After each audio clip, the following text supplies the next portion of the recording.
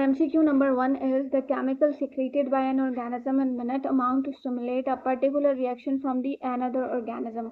So आपके पास दो तरह के हार्मोन्स होते हैं, दो तरह के केमिकल्स होते हैं, एक हार्मोन्स होते हैं और एक फेरोमोन्स होते हैं. जो हार्मोन्स होते हैं वो इनसाइड द बॉडी एक्ट करते हैं और जो फेरोमोन्स होते हैं वो आउटसाइड द बॉडी एक्ट कर रहे होते हैं. और आउटसाइड द बॉडी किसी और ऑर्गेनिज्म से अगर आपको कोई पर्टिकुलर रिएक्शन चाहिए तो आपकी बॉडी से कुछ केमिकल सीक्रेट होते हैं, उनको आप कहते हैं फेरोमोन्स. Right?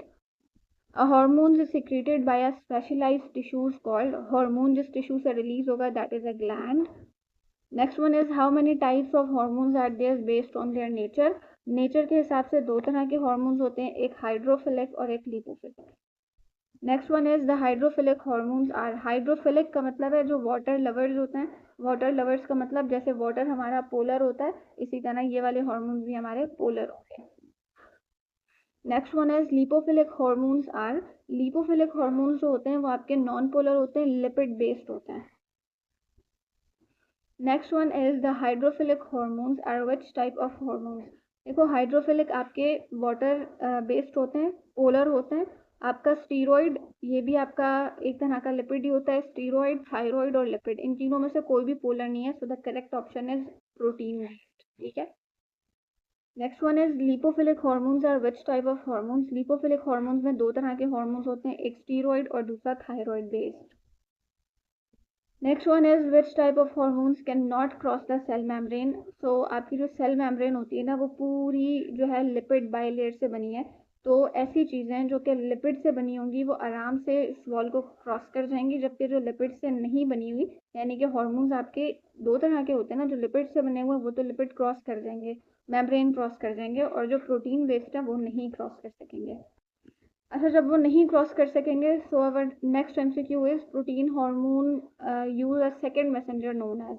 तो आपके पास कुछ सेकेंडरी मैसेंजर्स होते हैं जो कि इन हार्मोन्स को मेम्ब्रेन के अंदर लेकर जाते हैं.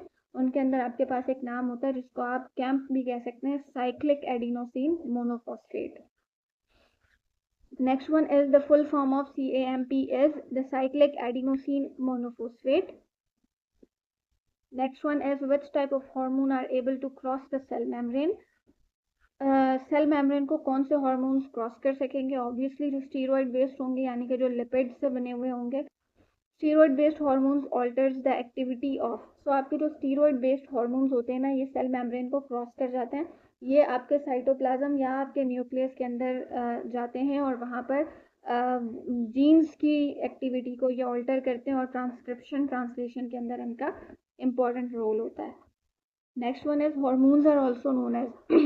हार्मोन्स जो है वो एंडोक्राइन सिस्टम के अंदर काम करते हैं.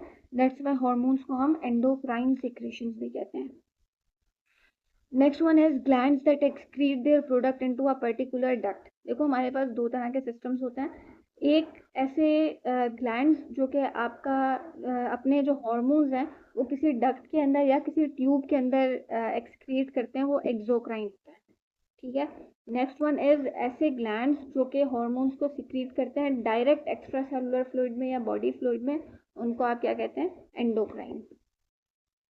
Next one is pancreas excrete hydrolytic enzymes into. Pancreas जो है वो कुछ हाइड्रोलिटिक एंजाइम्स पेंक्रियाटिक डक्ट के जरिए स्मॉल इंटेस्टाइन के अंदर रिलीज करता है या एक्सक्रीट करता है. ठीक है. Pancreas excretes hydrolytic enzymes into the small intestine with the help of pancreatic duct. ठीक है. पेंक्रियाज से पेंक्रियाटिक डक्ट ही निकलेगी.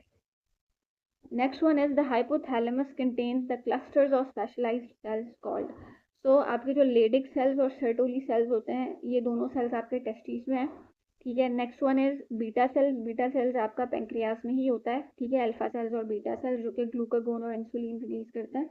Next one is neurosecretory cells. 19 is there are two types of hormones in hypothalamus and they are. Hypothalamus में दो तरह के hormones होते हैं, एक रिलीजिंग हार्मोन्स होते हैं और एक इनहिबिटिंग हार्मोन्स होता है. Next one is which two hormones are synthesized in the hypothalamus. Hypothalamus में दो हार्मोन्स बनते हैं, एंटी डाययूरेटिक हार्मोन और ऑक्सीटोसिन.